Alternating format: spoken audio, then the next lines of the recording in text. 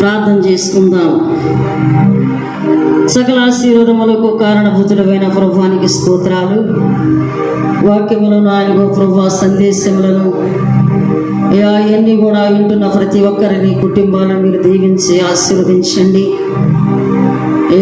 వారి జీవితాల్లో అనేకమైనటువంటి మేలులను ఆశీర్వాదాలు పొందుటకు సహాయం ఇచ్చేయండి. చెక్కబడుతున్నటువంటి వాక్యమును నాయన ప్రతి ఒక్కరి వేలు పొందుటకు పాటల ద్వారా మహిమ పొందినట్లుగా ప్రభువా, ఏ ఒక్కరు కూడా ప్రభువానికి స్తోత్రాలు సందేశాలు నాయన ఇదిగో ప్రభు అనాలోచనగా వినకుండగా ఆనందముగా విని ఆనందించే కృపను అనుగ్రహించండి. ప్రతి ఒక్కరి జీవితాల్లో మేలుకరమైనటువంటి కార్యములు జరిగించి మీరు మాత్రమే మహిమ పొందమని యేసయ్య నామములో అడుగుచున్నాము తండ్రి, ఆమేన్. ఒక పాట పాడుకొని ప్రభు నామములో మనమందరం ముందుకు సాగిపోదాం.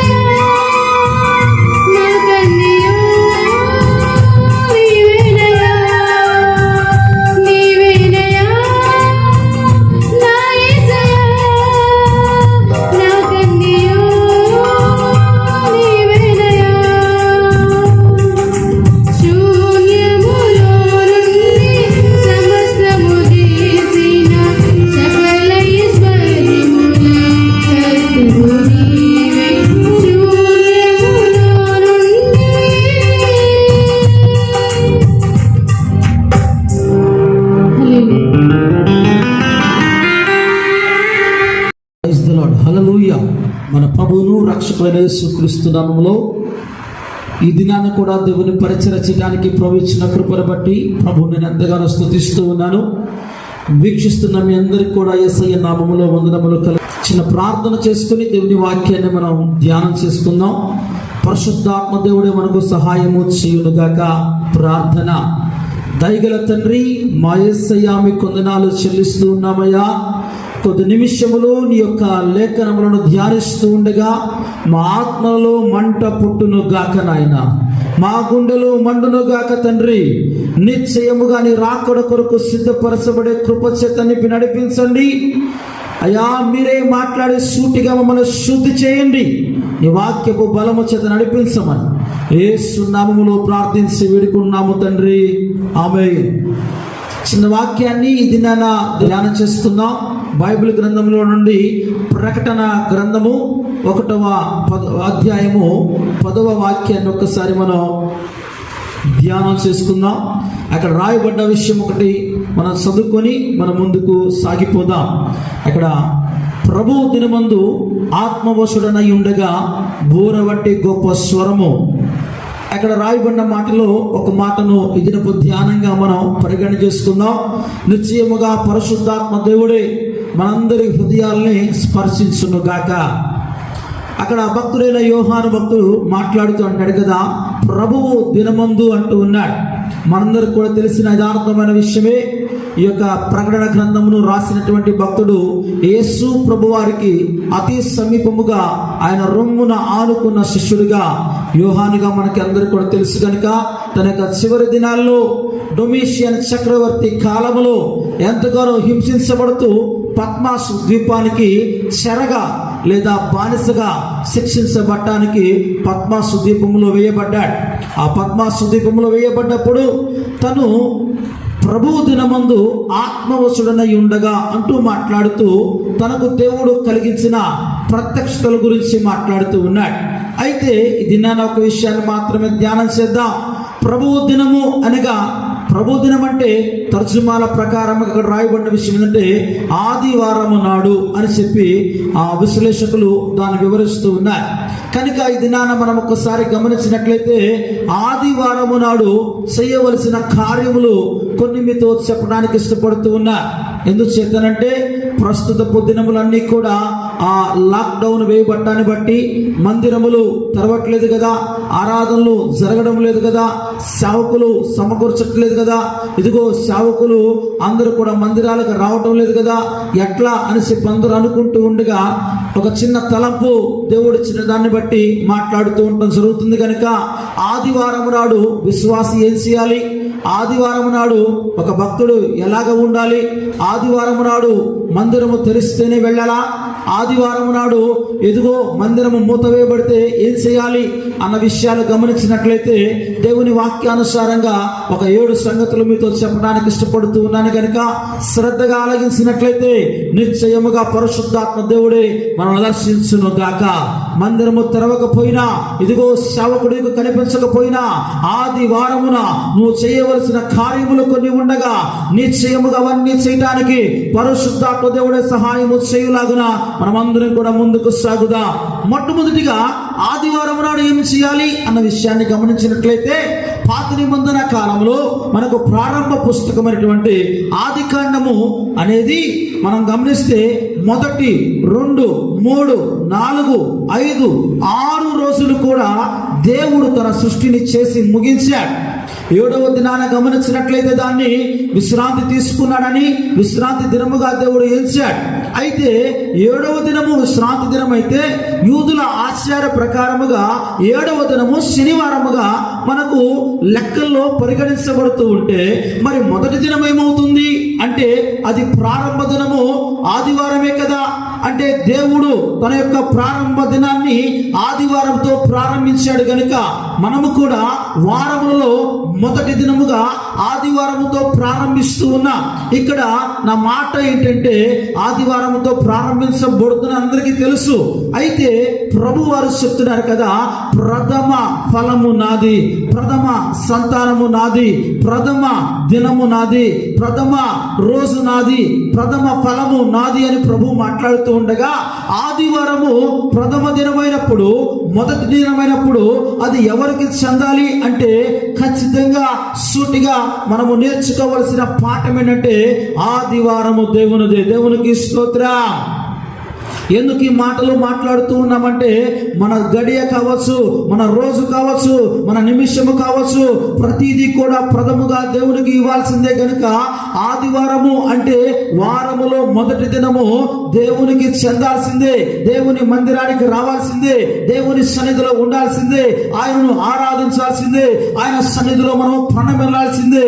ఎందుచేతనగా ఆదివారము వారములో మొదటి దినము కనుక మొదటిది దేవునికి. ఈ దినాల్లో చాలా మంది లాక్డౌన్ వేయటం వల్ల రాలేకపోతున్నారు. కానీ లాక్డౌన్ వేయబడడానికి ముందు కూడా చాలా మంది భక్తులు ఎట్లా ఉన్నారంటే ఆదివారమున స్పెషల్ గా వేరే వేరే పనుల్లో నిమగ్నమవుతూ ఉన్నారు, వేరే వేరే కార్యక్రమాల్లో నిమగ్నమయ్యే వారిగా ఉంటున్నారు. ఆదివారం కదా, సెలవు కదా, వేరే ఊరు వెళ్దామని, వేరే వారి దగ్గరికి వెళ్దామని, వేరే వారిని ఆహ్వానించుదామని, ఇదిగో చక్కగా మంచి భోజనము చేసుకుందామని, మంచి విందు మనము ఏర్పాటు చేసుకుందామని, ఇట్లాగా ఆదివారపు దినాన్నే చాలా విషయాలు వాళ్ళు ప్లాన్ చేస్తూ ఉన్నారు. కానీ యథార్థముగా ఆదివారము గమనించండి, ఓ భక్తుడా, ఓ విశ్వాసి, లాక్డౌన్ వేయబడింది కదా, నన్ను ఎవరు చూడటం లేదు కదా, ఇదిగో ఏం చేసినా చెల్లుతుందేమో అని చెప్పి నువ్వు అనుకుంటూ ఉన్నావేమో, గమనించు, ప్రభువు చూస్తూ ఉన్నాడు. దేవునికి ఏది కూడా అడ్డు కాదు. దావీదు భక్తుడు ఇదిగో కీర్తనలో మాట్లాడుతున్నాడు కదా, అయ్యా నీ కన్నుల నుండి ఎక్కడికి వెళ్తానయ్యా, ఆకాశమునకు ఎక్కిపోతున్నా, అక్కడ నువ్వు ఉన్నావు. పాతాళ పంచులకు వెళ్దామా, అక్కడ నువ్వు ఉన్నావు. అగాధ సముద్రంలోకి వెళ్దామా, అక్కడ నువ్వు ఉన్నావు. నేను లేచుట, కూర్చుండుట, నడుచుట, మాట్లాడుట, మాట నా నోట రాక మునిపే ప్రభువా నువ్వు ఏంటో కూడా ఎరిగి ఉన్నావు కదయ్యా, నేను ఎక్కడికి పోలేనయ్యా, ఎక్కడ నేను దాగుకోలేనయ్యా. కారణం ఏంటంటే నీవు నన్ను చూస్తున్నావని చెప్పి భక్తులు మాట్లాడుతూ ఉన్నాడు.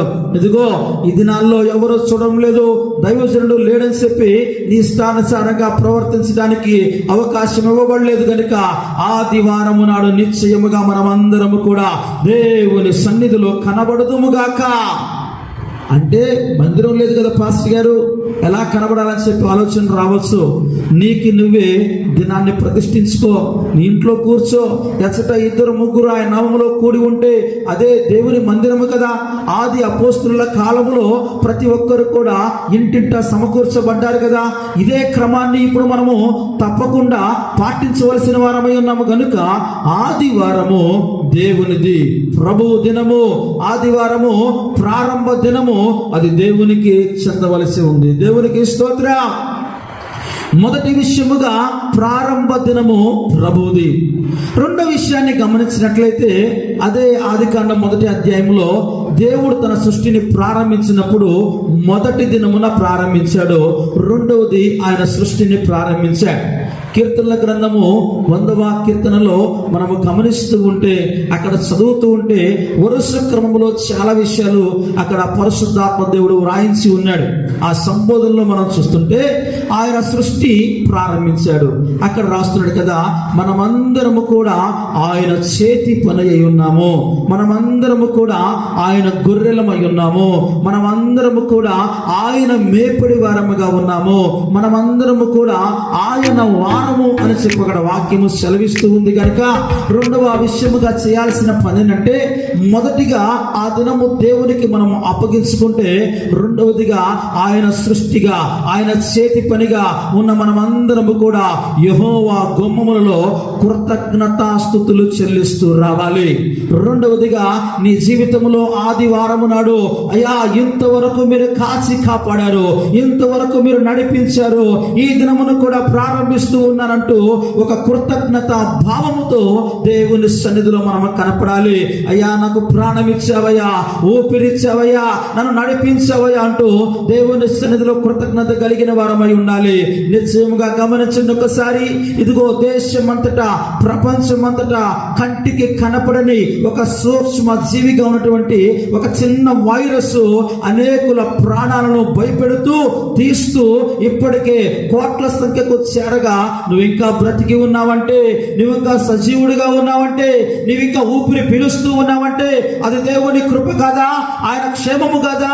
ఆయన నడిపింపు కాదా? ఆయన రక్తములో ఉన్న శక్తి కాదా? ఆయన దయ, ఆయన సంకల్పము కాదా? ఒక్కసారి ఆలోచన చేసినట్లయితే నిశ్చయముగా ఈ దినాన మనం అందరము సజీవులుగా ఉన్నామంటే అది కేవలము దేవుని కృపే కనుక. ఆదివారము నాడు దేవుని సదులయ్యా, నాకు ఇచ్చిన ఈ జీవితాన్ని బట్టి నీకు స్తుతులు అంటూ కృతజ్ఞత భావంతో గుండెంతా కూడా నింపబడిన వారమై ప్రభు సన్నిధిలో కనిపించవలసిన వారమై ఉన్నాం. ఎందుచేతనంటే ఆయన చేసిన ఉపకారములు మర్చిపోవద్దని దావీదు భక్తుడు మాట్లాడుతూ ఉన్నాడు కదా. ఆయన చేసిన ఉపకారంలో దేనిని మరొక దాన్ని హృదయంలో ధ్యానించుకుంటూ నా ప్రాణమా, నా అంతరంగమున నా సమస్తమా ఆయన పరిశుద్ధ నామాన్ని కీర్తించమంటూ ఉన్నాడు కనుక మనము కూడా కృతజ్ఞత భావముతో దేవుని సన్నిధిలో ఇదిగో ఆయన్ని స్తుతిస్తూ ఉండవలసిన దినము ఆదివారం అయ్యింది.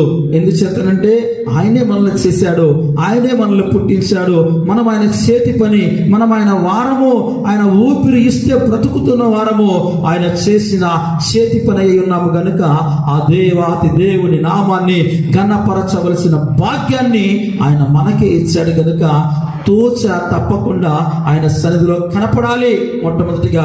రెండవదిగా ఆయన సన్నిధిలో మనం అందరం కూడా కృతజ్ఞత భావముతో ముందుకు సాగాలి. హల్లెలూయా, హల్లెలూయా. గమనించుదాం ఒక్కసారి అందరూ కూడా. ఇదిగో మొదటి ప్రారంభము దినము ఆయనకి చెందాలి. రెండవదిగా మనల్ని ఆయన సృష్టించి ఉన్నాడు గనుక ఆయన సన్నిధిలో మనం ఆయనకి కృతజ్ఞతాస్తుతులు చెల్లించేవారిగా ఉండాలి. మూడవదిగా మనం చదువుకున్నాం కదా, ప్రకటన గ్రంథములో 1వ అధ్యాయం 10వ వాక్యములో ప్రభువు దినమున ఆత్మవశుడనై ఉండగా అంటూ ఉన్నాడు. అంటే ఏం చేయాలి? మూడవదిగా అంటే మందిరములోకి రావటం మాత్రమే కాదు, దేవునికి ఆ దినాన్ని ప్రతిష్ఠించడం మాత్రమే కాదు, ఆ దినాన ప్రభు సన్నిధిలో ఆత్మచేత మనము నింపబడే వారిగా ఉండాలి. దేవుని యొక్క ఆత్మచేత పూర్ణముగా బలము పొందుకునే వారిగా ఉండాలి. ఎట్లాగా మనము ఆత్మను పొందుకుంటామంటే మనము కూడా పాడుతూ చప్పట్లు కొడుతూ కీర్తనలు చేస్తూ ఉంటే, ఓ సీయోను నివాసి, నేను వచ్చి నీ మధ్య నివాసము చేస్తానని చెప్పి దేవుడు చెప్తున్నాడు గనక చక్కగా దేవుని సన్నిధిలోకి సమకూర్చబడి పాటలు పాడుతూ చప్పట్లు కొడుతూ దేవుణ్ణి ఆరాధించాలి. మందిరము లేదు కదా అంటే నీ గృహమే ఒక మందిరము కదా, నీ ఇంట్లోనే నువ్వు సమకూర్చబడాలి కదా, ఆ దినాన ప్రతిష్ఠించాలి కదా. చక్కగా పాటలు పాడుతూ కీర్తనలు పాడుతూ దేవుణ్ణి ఆరాధిస్తూ ఉండగా ఒక బలమైన అభిషేకం నిన్ను అభిషేకిస్తుంది కదా, బలమైన శక్తి చేత నింపబడతావు కదా. ఇదిగో ఆ దినాన కూడా పెంతెకొస్తు పండుగ దినాన అది మేడగదే కదా, మందిరం అయితే కాదు కదా. ఎక్కడ నువ్వు కూర్చుంటావో, ఎక్కడ నువ్వు సమకూర్చబడతావో అదే మందిరము కనుక నువ్వు దేవుణ్ణి ఆరాధిస్తూ ఉండగానే ఆత్మ వశుడుగా దేవుడు నిన్ను మార్చే దేవుడై ఉన్నాడు. హల్లెలూయా, హల్లెలూయా. గమనించండి ప్రియమైన దేవుని బిడ్డలారా, ఇది నా వాక్యం వింటున్న మీ అందరికీ కూడా సుటిగా మాట్లాడుతున్న సంగతి, ప్రభువు దినము ఆత్మ చేత నింపబడే దినము, ప్రభువు దినము ఆత్మను పొందుకునే దినము, ప్రభువు దినము పరిశుద్ధులతో పాటు సమకూర్చబడే దినము, ప్రభువు దినము మనం ఎట్లా ఉండాలంటే ప్రతిష్ఠించడం మాత్రమే కాదు, కృతజ్ఞతలు చెప్పడం మాత్రమే కాదు, ఆత్మ చేత నింపబడాలి. నాడు శిష్యులు ఆత్మచేత నింపబడలేదా? ఆత్మచేత నడిపించబడలేదా? ఆత్మ లేనివాడు నావాడు కాదని ప్రభు చెప్తూ ఉన్నాడు కదా. ఇదిగో పరిశుద్ధాత్ముడే మన బలహీనతలో మనకు సహాయం చేసే వ్యక్తిగా ఉన్నాడు కదా. కనుక ఆత్మవశులుగా మనం మార్చబడాలి. ఆత్మవశులుగా మార్చబడితే జరిగే అద్భుతాలు, ఆశ్చర్య కార్యాలు చాలా ఉన్నాయి. ఒక విషయం మాత్రమే గమనించి మనం ముందుకు సాగిపోదాం. అదే ప్రకటన గ్రంథములో యోహాను భక్తుడు ఆత్మవశుడైనప్పుడు ఏం జరిగింది అంటే పరలోక సంగతులన్నీ కూడా బయలుపరచబడలేదా? ఇదిగో ఎప్పుడు కూడా అంతకు ముందు విప్పబడిన ముద్రలన్నీ కూడా విప్పడానికి ప్రభువారు ఇదిగో అవన్నీ కూడా చూడటానికి ప్రభువారు కృపనివ్వలేదా? ఇదిగో యుగాంతమందు జరుగుతున్నటువంటి కార్యములన్నీ కూడా ఒక పుస్తకములో గ్రంథస్థము చేయటానికి దేవుని దర్శనములను పొందలేదా? ఎవరికి లేని భాగ్యాన్ని ఆ భక్తుడు అనుభవించలేదా? ఈ దినాన్ని కూడా ఇదిగో యుగాంతానికి దగ్గరలో ఉన్నా, అంత్యకాలానికి సిద్ధంగా ఉన్నా, నీ కుటుంబాన్ని బట్టి ఒక ప్రత్యక్షత నీకు రావాలంటే, నీ వ్యక్తిగత జీవితాన్ని బట్టి ఒక ప్రత్యక్షత నీకు రావాలంటే నిశ్చయముగా నువ్వు కూడా ఆత్మను పొందుకొని ఆత్మవశులుగా మార్చబడాలి.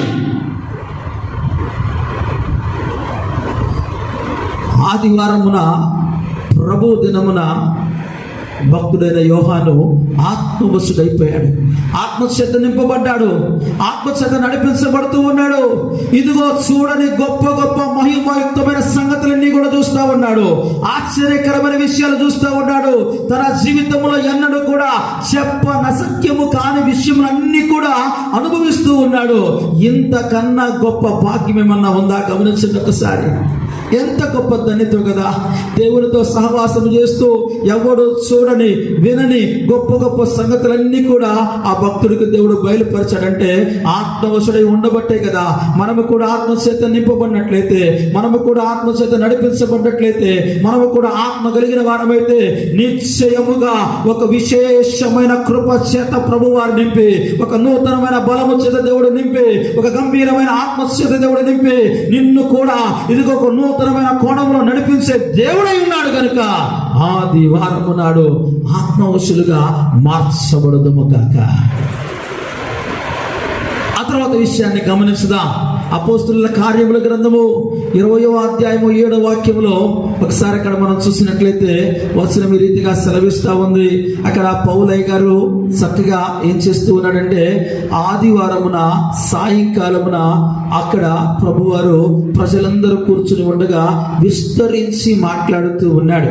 ప్రజలు కూడా అందరూ కూడా ఆసక్తితో దేవుని వాక్యాన్ని అక్కడ వింటూ ఉన్నారు. ఆ గృహంలో అనేకమైన దీపములు ఉన్నాయని చెప్పి వాక్యము సెలవిస్తా ఉంది. అంటే ఏంటంటే విషయం అక్కడ మనం ఏమి నేర్చుకోవాలి పాఠం అంటే, అక్కడ 2 విషయాలు చెప్పడానికి ఆశపడుతూ ఉన్నాను. ఒకటి ఏంటంటే అపోస్తుల బోధ ఉంది, 2 అక్కడ రొట్టె విరుచుట కూడా ఉంది. గమనించండి ప్రియమైన దేవుని బిడ్డలారా, ఇదిగో ఒకసారి ఇదిగో సూటిగా ప్రభు వారు మీతో మాట్లాడుతూ ఉన్నాడు. ఇంకో ఈ యొక్క దినాల్లో లాక్డౌన్ వేయబడింది కదా, ఏదో ఒక వాక్యం వింటే సరిపోతుందేమో, ఏదో ఒక మాట వింటే సరిపోతుందేమో, ఏదో ఒక వాక్యం వస్తా ఉంది కదా, అదిగో ఆ వాక్యం బాగుంది కదా, ఈ వాక్యం బాగుంది కదా అని చెప్పి నీ ఇష్టానుసారంగా ప్రతి విధమైన వాక్యాలు వింటూ ఉంటే ఇదిగో సూటిగా మాట్లాడుతూ ఉన్నాను కదా, ఇదిగో నువ్వు నేర్చబడ్డ క్రమములో నుండి తప్పిపోయే ప్రమాదం ఉంది. ఇదిగో నీ కోసం ప్రయాసపడుతున్నటువంటి సంఘ కాపరి కన్నీటికి ఇదిగో విలువ లేకుండా పోయే దినం రాబోతా ఉంది కనుక ఇదిగో జాగ్రత్తగా గమనించండి. నీ సంఘ కాపరి స్వరాన్ని నువ్వు వినాలి. ఇదిగో ఇదిగో వాక్యము సెలవిస్తా ఉంది కదా, నా గొర్రెలు నా స్వరాన్ని వింటాయి, అవి నన్ను వెంబడిస్తాయని ప్రభువారు చెప్తున్నట్లుగా ఇదిగో కాపరి స్వరాన్ని వినే మందగా నువ్వు ఉంటున్నావా? కాపరి స్వరాన్ని వినే గొర్రెగా నువ్వు ఉంటున్నావా? ఇది నన్ను మాట్లాడుతున్న సంగతి నీ జీవితానికి సరిపోయే సత్యము. ఎక్కడైతే వాక్యం బాగుండిందో, ఎక్కడైతే ఇదిగో హంగులు ఆర్పాటాలు ఉన్నాయో అది నీ యొక్క మంద కాదమ్మా, అది నీ తొట్టె కాదమ్మా, అది నీ యొక్క కాపరి స్వరం కాదమ్మా. జాగ్రత్తగా గమనించండి. ఇదిగో నీ కోసం కన్నీరుగా కాపరి ఉన్నాడు. నీ కోసం ఇదిగో అనుదినము కూడా ఉపవాసముల చేత జాగరణముల చేత నీ యొక్క కుటుంబ క్షేమము కొరకు కన్నీరు కార్చే దైవజనుడు ఉన్నాడు. అపోస్తుల బోధ నేర్పే సేవకుడు ఉన్నాడు కనుక ఆ బోధన క్రమంలోకి ఆ సేవకుని దగ్గరికి ఆ సేవకుని స్వరాన్ని వినటానికి ప్రయత్నం చేయండి. గమనించట్లేదని చెప్పి అనుకోవద్దు. ఇదంతా గమనించే దేవుడు మనకు పైన ఉన్నాడు కనుక ఇది నా నిజంగా అపోస్తుల బోధన క్రమం తప్పిపోతా ఉంది. వేరే వేరే బోధలు వచ్చేస్తా ఉన్నాయి, వేరే వేరే ఇష్టానుసారమైన మాటలు సంఘములో బయలుదేరుతూ ఉన్నాయి. ఇదిగో తప్పుడు బోధల వల్ల సంఘము కుంటుపడిపోతూ ఉండగా నిశ్చయముగా అపోస్తుల బోధ చేత సంఘములు స్థిరపరచబడును గాక. అట్టి విశేషమైన కృప దేవుడు మన దేశం మీదను ప్రపంచం మీదను కృమ్మరించును గాక. కనుక ప్రియమైన దేవుని బిడ్డలారా గమనించండి, అపోస్తుల బోధన క్రమంలోకి రావాలి. పేతురు గారి యొక్క ప్రారంభ ప్రసంగం అదే కదా, ఆయన బోధిస్తూ అంటాడు కదా, అయ్యలారా మేమేమి చేద్దాం అన్నప్పుడు ఆయన చెప్తా ఉంటాడు, ఇదిగో మీరు మారు మనస్సు పొందండి, బాప్తిసం పొందండి, వేరుబాటు జీవితంలోకి రండి, పరిశుద్ధాత్మ అభిషేకాన్ని పొందుకోండి. అంత మాత్రమే కాదు, కానీ మీరు అపోస్తుల బోధలోను సహవాసమందును రొట్టె విరుచుట యందును ప్రార్థన చేయుట యందును ఎడతెగక ఉండండి అంటూ ఉన్నాడు. ఇది నా లాక్డౌన్ వల్ల చాలా మందికి చాలా ఇదిగో గ్యాప్ వచ్చేసింది కదా. చాలా తేడా వచ్చేసింది కదా, చాలా దినాలు మన మందిరాల్లో కలుసుకోవట్లేదు కదా, సేవకుల్ని చూడట్లేదు కదా అని చెప్పి ఇదిగో ఇష్టానుసారమైన విషయాలు కాకుండా అపోస్తుల బోధలోకి వచ్చేద్దాం, అపోస్తుల బోధన క్రమంలోకి వచ్చేద్దాం. ఆ బోధ వింటేనే కదా మనం బలపరచబడేది, ఆ బోధ వింటేనే కదా సంఘము సంతుష్టిగా ఉంటుంది. కనుక ఒకసారి గమనించండి, ఆ దినాన పౌలయ్య గారు అపోస్తులుడే కదా, వారందరినీ కూడా కూర్చుండబెట్టి తను వారికి విస్తరించి మాట్లాడుతూ ఉన్నాడు. మళ్ళీ వీళ్ళు దొరుకుతారో లేదో అని కాదు, కానీ ఇదిగో దేవుని వాక్యము ఎంత చెప్పినా కానీ వారికి బలం కావాలా, ఇదిగో ఎంత చెప్పినా కానీ తరగదు. కనుక ఆ విషయాలన్నీ కూడా కూలంకుషంగా మాట్లాడుతూ ఉన్నాడు, వీళ్ళందరికీ కూడా బోధనలు నేర్పిస్తూ ఉన్నాడు. కనుక విస్తరించి మాట్లాడాడు. అపోస్తుల బోధలో వారిని నిలబెట్టి కట్టినట్టుగా మనం చూస్తూ ఉన్నాం. కనుక ఇది నా సంఘానికి అపోస్తుల బోధన విధానమే ప్రాముఖ్యం. కనుక గమనించండి. అలానే అక్కడ చేయబడ్డ మరొక కార్యం ఏంటంటే రొట్టె విరిచారు. అంటే ఒక సహవాసానికి వచ్చేసారు. పరిశుద్ధుల సహవాసంలో ఉంటున్నావా? దేవునితో దినదినము సహవాసము చేస్తూ ఉన్నావా? దేవునితో నువ్వు ప్రార్థనలో ఎంతసేపు గడుపుతూ ఉన్నావు? ఒకసారి గమనించమా. లాక్డౌన్ వేయబడింది నీకోసమనేమో. నీ ప్రార్థన జీవితం ఎలా ఉంది? నీ ప్రార్థనలో ఆసక్తి ఎలా ఉంది? మండుతూ ఉన్నావా? రోషం కలిగి ఉన్నావా? ఆరిపోయిన దివిటిలాగా ఉన్నావా? ఒక్కసారి గమనించుకో. నీ ప్రార్థన జీవితంలో కూడా పట్టు రావాలి, నీ సహవాసంలో కూడా పట్టు రావాలి. ఇదిగో పొదును చేయబడాలి, ఎల్లప్పుడూ కూడా దేవునితో అనుసంధానము చేయబడాలి.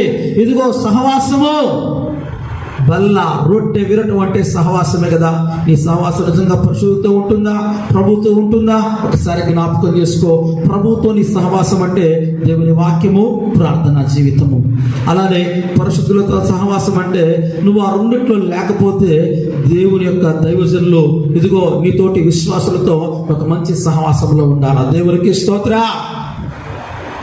కనుక గమనించండి, మొదటిగా ఆదివారము మొదటి దినము కనుక అది దేవునికి అప్పగించుకోవాలి. రెండవదిగా ఆదివారమున దేవుడు సృష్టి ప్రారంభించాడు కనుక ఆ దినాన్ని కూడా దేవుని సృష్టిగా ఉన్న మనము ఆయన సన్నిధిలో కృతజ్ఞతా భావముతో కనపడాలి. మూడవదిగా ఆదివారమున ప్రభు దినమునందు ఆత్మాభిషేకము చేత ఆత్మవశులుగా మనం మార్చబడాలి. నాలుగవదిగా ఆదివారం నాడు అపోస్తుల బోధన విధానములో మనం కట్టబడే వారిగా ఉండాలి. ఐదవదిగా ఆదివారము నాడు పరిశుద్ధుల సహవాసంలోకి రావాలి, పరిశుద్ధుల గుంపులోకి రావాలి. ఇదిగో దైవజనుల గుంపులోకి వచ్చి వారిని చూస్తూ మనం ఉండాలి. ఇదే గొప్ప భాగ్యం కదా. గమనించండి ఒక్కసారి, పరిశుద్ధుల గుంపులో ఉండటమే ఒక గొప్ప భాగ్యం. అది వేరే వాళ్ళతో లోకస్తులతో తిరగటం నువ్వు భాగ్యం అనుకుంటూ ఉన్నావేమో, పెద్ద పెద్ద అధికారులతో వాళ్ళతో ఉండటం భాగ్యం అనుకుంటున్నావేమో. గమనించండి ప్రియమైన దేవుని బిడ్డలారా, పరిశుద్ధులతో సమయాన్ని గడుపుటయే గొప్ప భాగ్యం. కనుక ఆలోచన చేయండి. ఒకసారి గమనించండి, ఈ దినాల్లో లాక్డౌన్ వేయబడింది కదా, ఎట్లా ఉంది నీ పరిస్థితి? నిజంగా పరిశుద్ధుల గుంపులో ఉంటూ ఉన్నావా? ఒకవేళ లేకపోతే ఫోన్ల ద్వారా పరిశుద్ధులతో మాట్లాడండి, తప్పు లేదు. అలానే నీ కుటుంబాన్ని ఒక పరిశుద్ధ సమాజంగా మార్చుకోండి. వారితో ఎప్పుడు కూడా పవిత్రమైన విషయాలే మాట్లాడండి, దేవుని వాక్యాన్ని చర్చించండి.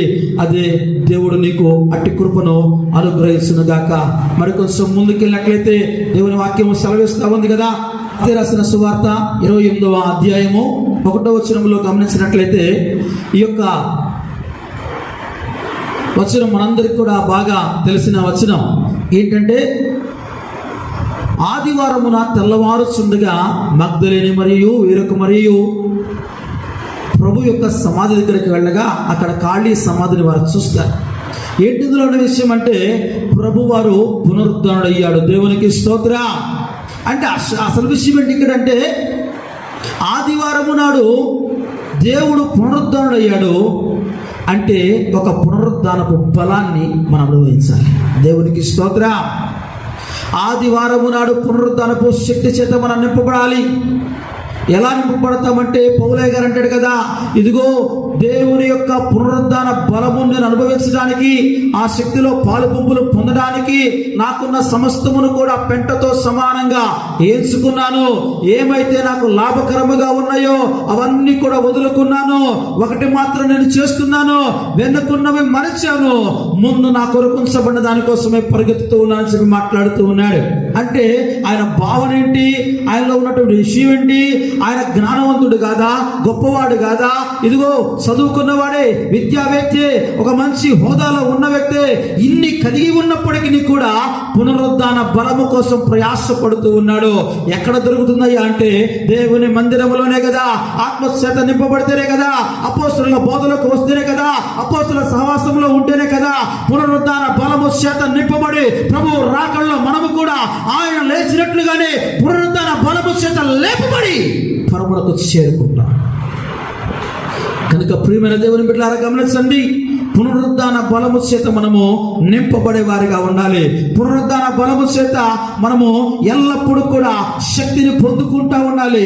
దుష్టుని వాడి కార్యములను జయించాలంటే పునరుద్ధాన బలము మనకు అవసరమే కదా. నువ్వు మహిమలోకి ఎత్తబడాలంటే పునరుద్ధాన బలం కావాలి కదా.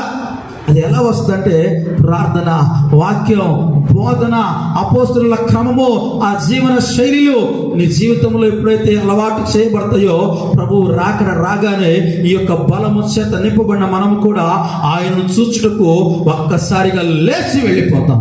దేవునికి స్తోత్ర. చివరిగా ఒక మాట నేను జ్ఞాపకం చేసి నా సందేశాన్ని ముగించడానికి ఇష్టపడుతూ ఉన్నాను. కనుక మీరు ఎక్కడ ఉన్నప్పటికీ కూడా ఒకసారి గమనించండి. మొదటిగా ఆదివారము ప్రభుకు మనం అప్పగించుకోవాలి. రెండవదిగా ఆదివారం నాడు దేవుని సన్నిధిలో కృతజ్ఞతాభావంతో కనపడాలి. మూడవదిగా ఆదివారం నాడు ఆత్మవశులుగా మనము చేయబడాలి. నాలుగవదిగా ఆదివారం నాడు మనమందరం కూడా అపోస్తుల బోధలకు రావాలి. ఆదివారం నాడు మనమందరం కూడా ఒక సహవాసములో ఉండాలి. ఆరవదిగా ఆదివారం నాడు పునరుద్ధాన బలాన్ని పొందుకొని వెళ్ళాలి. చివరిగా ఆదివారం నాడు ఒక మాట చదువుకుందాం. అది కొరింథీయులకు రాసిన పత్రిక 16వ అధ్యాయము 2వ వాక్యములో గమనించినట్లయితే అక్కడ ఒక వాక్యం రీతిగా మాట్లాడుతూ ఉంది. పౌలు గారు కొరింథీ సంఘానికి ఉత్తరం రాస్తూ చెప్తాడు కదా, నేను వచ్చినప్పుడు మీరు చందా పోగు చేసి ఇవ్వటం కాదు, కానీ ప్రతి ఆదివారము ప్రత్యేకంగా కొంత సొమ్ము ప్రక్కన పెట్టమని చెప్తాడు. ఎప్పుడైతే నేను మీ వద్దకు వస్తానో అదంతా కూడా సమకూర్చి ఇవ్వండి అంటాడు. అంటే ఎందుకండి? దైవజనుడికి డబ్బులు ఎందుకండి? ఒక దైవజనుడికి డబ్బులు ఇస్తే ఇష్టానుసారంగా ఖర్చు పెట్టుకోవడానికా? కాదు కదా. దైవజనుడికి సొమ్మిస్తే అది సేవ కోసమే వాడతాడు. అక్కడ రాయబడ్డ మాట ఒకసారి గమనించినట్లయితే ఆ సొమ్మంతా దేనికోసం అంటే యెరూషలేములో ఉన్న పరిశుద్ధుల కొరకు, అలానే పరిచర్య విధానంలో వాడటం కొరకు. కాబట్టి ఆదివారం నాడు విశ్వాసిగా మనం ఏమి కలిగి ఉండాలంటే ఒక దాతృత్వ హృదయాన్ని కలిగి ఉండాలి. వారమంతా పనిచేస్తూ ఉన్నాం కదా, వారమంతా డబ్బు సంపాదిస్తూ ఉన్నాం కదా, వచ్చిన దాంట్లోనే కొంత సొమ్ము, ఒక దశమ భాగం ప్రక్కన పెట్టండి, అర్పణ ప్రక్కన పెట్టండి, పేదవారి కోసం ప్రక్కన పెట్టండి. ఉన్న 10 రూపాయల్లో ఒక 2-3 రూపాయలు ప్రక్కన పెట్టినా కానీ అది వారికి చేర్చబడుతుంది కదా. కనుక ఈ క్రమము, ఈ విధానము కొత్తగా నేను చెప్పే బోధ అయితే కాదు, కానీ అపోస్తలులు ఆ దినాల్లో జరిగించిన సేవే ఇప్పుడు జరగాలి అని కోరుకుంటూ ఉంటూ మాట్లాడుతున్న సంగతి. అది నాన్న దైవజనుని కలవాలి కదా, దశమ భాగం అప్పగించుకోవాలి, ఇదిగో దైవజనుని కలవాలి, అర్పణ ఇవ్వాలి, ఇదిగో పేదలు ఉంటారు, అందరూ ఉంటారు. నీ దాతృత్వ హృదయాన్ని సంఘములో చూపించాలి. కనుక ఆదివారం నాడు చేయాల్సిన పనులు ఇవన్నీ దేవుడు మనకు చక్కగా నేర్పిస్తూ ఉన్నాడు. చాలా మందికి ఒక ప్రశ్న రావచ్చు, ఇవన్నీ ఆదివారమే చేయాలని. ఆదివారం కాదు సహోదరుడా, సహోదరి, చక్కగా నీ యొక్క జీవన శైలిగా ఇవన్నీ కూడా మార్చబడాలని చెప్పి కోరుకుంటున్నాను. ప్రతి దినము చేయాలి, ప్రతి రోజు చేయాలి, ప్రతి గంట చేయాలి. ఇవన్నీ కూడా మన జీవన శైలిగా మార్చబడాలి. మరి ఎందుకు బ్రదర్ ఆదివారం అన్నారంటే, మనము 6 దినములు పని చేస్తూ ఉన్నాం కదా, 6 దినములు మన యొక్క పనులలో నిమగ్నం అవుతూ ఉన్నాం కదా, 7వ దినము ఈ విషయాల కొరకు కేటాయించాలని చెప్పి నిశ్చయముగా సేవ సేవకునిగా హెచ్చరిస్తూ ఉన్నాను. గమనించండి, ఒకసారి నీ సొంత పనులు చూసుకుంటూ ఉన్నట్లయితే ఆదివారం మాత్రం ఖచ్చితంగా ఉండాలి. మిగతా రోజుల్లో నువ్వు పాలు పప్పులు పొందితే ఇంకా సంతోషం, మరింత ఆనందం, మరింత సంతోషం కనుక ఆయా విషయాల్లో కొనసాగుతూ ముందుకు పోవాలి. మరొకసారి జ్ఞాపకం చేస్తున్న మాటలను ముగిస్తూ ఉన్నాను. ఆదివారం నాడు ప్రభువు దినము ఏంటి అదంటే, దేవుడు మనతో సూటిగా మాట్లాడాడు. లాక్డౌన్ లో ఉన్నప్పటికీ కూడా ఆదివారములో ఉన్నటువంటి ఆత్మీయత, ఆదివారములో ఉన్న బలము, ఆదివారంలో ఉన్న కృపను మనం పోగొట్టుకోకుండా ఆదివారాన్ని దేవునికి మనం ప్రతిష్ఠ చేద్దాం. ఆదివారం నాడు కృతజ్ఞత భావంతో ప్రభు సన్నిధికి వద్దాం. ఆదివారం నాడు ఆత్మ చేత మనం నింపబడదాం. ఆదివారం నాడు అపోస్తలుల బోధలోకి వద్దాం. ఆదివారం నాడు ఒక పరిశుద్ధుల సహవాసాన్ని మనం చేద్దాం. ఆదివారం నాడు ఒక పునరుద్ధాన ఫలాన్ని అనుభవించుదాం. ఆదివారం నాడు చివరిగా ఒక దాతృత్వ హృదయాన్ని కలిగి మనం ముందుకు సాగుదాం. ఇటువంటి కృప చేత, ఇటువంటి అభిషేకము చేత దేవుడు మనందరినీ కూడా నింపులాగా ముందుకు సాగుదాం. చిన్న ప్రార్థన చేద్దాం. అందరూ కూడా తలలో ఉంచి కళ్ళు మూసుకొని ఏకీభవించుదాం. ఒకసారి గమనించండి, ఒకసారి జ్ఞాపకం చేసుకో ప్రియమైన దేవుని బిడ్డ. ఎన్ని ఆదివారాలు నువ్వు దేవుని సన్నిధిలో కనబడకుండా ఉన్నావు, ఎన్ని ఆదివారాలు వాక్యం వినకుండా ఉన్నావు. ఇదిగో ఎన్ని దినాలు నువ్వు బల్లకు దూరమై ఉన్నావు. ఇదిగో ఎన్ని దినాలు ఆత్మచేత నింపబడకుండా వచ్చినట్లుగానే వెళ్ళిపోయావు. ఎన్ని దినాలు ఉన్నా కానీ పునరుద్ధాన బలాన్ని పొందుకోకపోతే ఎలా? ఎంతగా వాక్యం వింటూ అపోస్తలుల బోధన క్రమం చేస్తున్నప్పటికీ కూడా ఒక దాతృత్వ హృదయం లేకపోతే ఎలా? ఈ క్రమాలు చేయకపోతే కష్టమే కదా. ఈ విధానంలో నడిపించబడకపోతే కష్టమే కదా. ఒకసారి ఆలోచన చేద్దాం. నిశ్చయంగా మన పొరపాట్లు, మన తప్పిదములు ప్రభు దగ్గర ఒప్పుకుందాం. ప్రభు కృప చూపించలాగన ఆయన జాలి కలిగిన దేవుడు, ఆయన శాంతమూర్తి, ఇదిగో క్షమించే దేవుడై ఉన్నాడు కనుక ఈ దినాన ఆయన పాదములు పట్టుకుని, అయ్యా నన్ను క్షమించండి నాయన, నన్ను కనికరించండి ప్రభువా. ఎన్నో మార్లు ప్రభు ఆదివారాలు నాయన నీ సన్నిధానములో ఉండలేకపోయానయ్యా, కృతజ్ఞతాస్తుతులు చెల్లించలేకపోయానయ్యా, అయ్యా ఆత్మచేత నింపబడలేకపోయానయ్యా, వాక్యమును అశ్రద్ధ చేశానయ్యా, బల్లను అశ్రద్ధ చేశానయ్యా, పునరుద్ధరణ బలము నాలోకి రావడం లేదయ్యా, కనికరించండి ప్రభువా. అయ్యా నాయనా నీకు స్తోత్రములు ప్రభువా. ఎట్లాగైనా ఇప్పటికి కూడా నాయనా ఇంటి విషయాలన్నీ కూడా పొందుకుంటూ సహాయము చేయండి అయ్యా. పౌలే గారి వలె సమస్తమును నష్టపరుచుకొని ఈ విషయంలో ముందుకు సాగే కృప అనుగ్రహించమని ప్రభువును అడుగుదాం. అటు కృప దేవుడు మనందరికీ అనుగ్రహించులాగా. చిన్న ప్రార్థన. పరిశుద్ధుడా దయగల తండ్రి నీకు వందనాలు. దినాన మా అందరితో సూటిగా మీరు మాట్లాడినందుకు నీకు స్తోత్రం. మరింత లోతైన అనుభవాలకు మీరు నడిపించి సహాయం చేయండి. ఇళ్లలో ప్రభా కూర్చొని వింటూ ఉండగా, అయా ఖాళీగానే ఉంటూ ఉండగా ఈ భక్తి సాధన ప్రతి ఒక్కరికి కలుగును కాకనాయన. అట్టి కృప చేత అందరూ నింపండి. పశ్చాత్తాపడుతున్న వారు, కన్నీరు కారుస్తున్న వారిని గమనించి అయ్యా అయ్యా అయ్యా వారిని క్షమించి అయ్యా ఆఖరి కొరకు సిద్ధపడే గుంపులోకి వారిని చేర్చుకొని సహాయం చేయండి. యేసు నామములో ప్రార్థించి వేడుకున్నాము తండ్రి, ఆమేన్. దేవుడు మనందరినీ దీవించునుగాక. నిశ్చయముగా ఆదివారంలో ఉన్నటువంటి ఈ యొక్క క్రమాలు, ఉపదేశములకు మనం వద్దాం. దేవుడు మనల్ని, మన కుటుంబాలను కట్టి మహిమ కొరకు దేవుడు మనందరిని సిద్ధపరచునుగాక. ఆమేన్.